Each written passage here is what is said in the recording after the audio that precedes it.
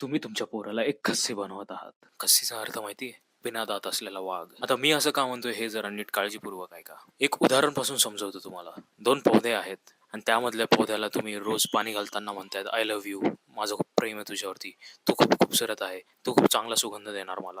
तुम्ही जर कंटिन्यू हेच एक पौध्याला करणार, तर ते पौधं अशा लेव्हलला फुलेल, की तुम्ही विश्वास पण नाही करू शकणार. आणि दुसऱ्या साईडला एक असा पौधा आहे, की ज्याला तुम्ही सतत म्हणतात, की "तू काही कामाचा नाही. तू भंगार आहे. I hate you." जितकी पण निगेटिव्ह ऊर्जा आहे तुम्ही त्याच्यामध्ये टाकताय. आय एम 101% शुअर की तुम्ही त्या पौधाला खचून टाकणार. आणि हेच घडतं महाराष्ट्रीयन पॅरेंट्सच्या बाबतीत.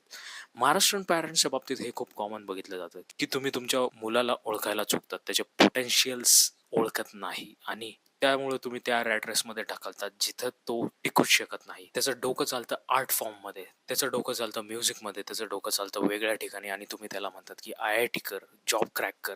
पण तुम्हाला इंडियन कॉर्पोरेट्सची रियालिटी माहिती आहे तिथं काय चालतं? Soul sucking.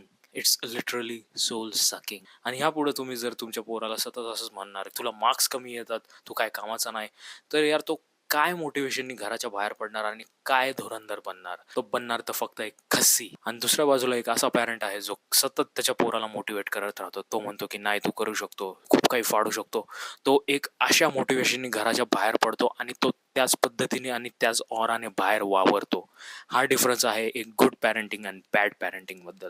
आणि आता ह्या गोष्टी महाराष्ट्रीयन घरामध्ये पोहोचणं फार गरजेचं आहे, कारण की अख्ख्या इंडियामध्ये असं म्हटलं जातं की Marathi people are good for nothing.